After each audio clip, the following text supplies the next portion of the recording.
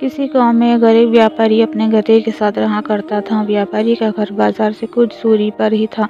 वे रोज गधे की पीठ पर सामान की बोरियां रख कर बाजार जाया करता था। व्यापारी बहुत अच्छा और दयालु इंसान था और अपने गधे का अच्छी तरह ध्यान रखता था। गधा भी अपने मालिक से बहुत प्यार करता था, लेकिन गधे की एक समस्या थी कि वह बहुत आलसी था। उसे काम करना बिल्कुल अच्छा नहीं लगता था। उसे सिर्फ खाना और आराम करना पसंद था। एक दिन व्यापारी को पता चला कि बाजार में नमक की बहुत मांग है। उस दिन उसने सोचा कि अब वह बाजार में नमक बेचा करेगा। जैसे ही हाट लगाने का दिन आया, व्यापारी ने नमक की 4 बोरियां गधे की पीठ पर लगा दी और उसे बाजार चलने के लिए तैयार किया।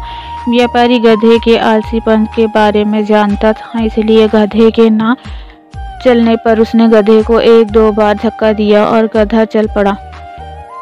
नमक की बोरियां थोड़ी भारी थी, जिस वजह से गधे के पैर कांप रहे थे और उसे चलने में मुश्किल हो रही थी। किसी तरह गधे को धक्का देते हुए व्यापारी उसे आधे रास्ते तक ले आया।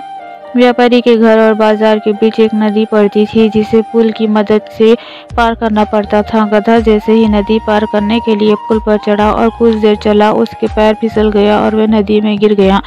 गधे को नदी में गिरा देख व्यापारी घबरा गया और हड़बड़ाते हुए तैरकर उसे नदी से निकालने जा पहुंचा। व्यापारी ने किसी तरह अपने गधे को नदी से बाहर निकाल लिया। जब गधा नदी से बाहर आया तो उसने देखा कि उसकी पेट पर लदी बोरियां हल्की हो गई।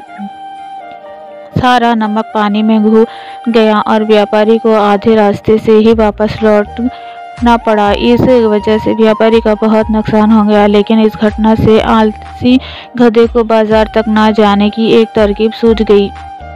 अगले दिन बाजार जाते समय जब पुल आया तो गधा जानबूझकर नदी में गिर गया और उसकी पीठ पर टंगी बोरियां में रखा सारा नमक पानी में घुल गया। व्यापारी को फिर से आधे रास्ते से ही घर लौटना पड़ा। गधे ने हर दिन ऐसा करना शुरू कर दिया। उसके कारण गरीब व्यापारी को बहुत ज्यादा नुकसान होने लगा, लेकिन धीरे धीरे व्यापारी को गधे की यह युक्ति समझ आ गई थी।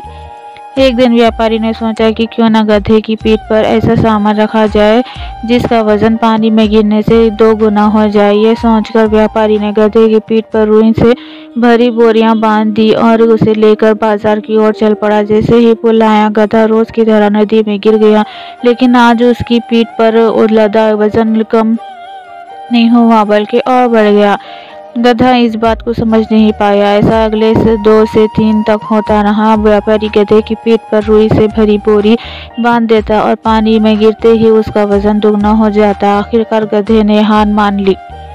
गधे को अब सबक मिल चुका था। चौथे दिन जब व्यापारी और गधा बाजार के लिए निकले तो गधे ने चुपचाप पुल पार कर लिया। उस दिन के बाद से गधे ने कभी भी काम करने में आलस नहीं दिखाया और व्यापारी के सारे नुकसान की धीरे धीरे भरपाई हो गई। बच्चों, आलसी गधे की कहानी से हमें ये सीख मिलती है कि अपने कर्तव्य का पालन करने में कभी भी आलस नहीं दिखाना चाहिए। साथ ही व्यापारी की तरह से ही समझ और सूझबूझ से किसी भी काम को आसानी से किया जा सकता है।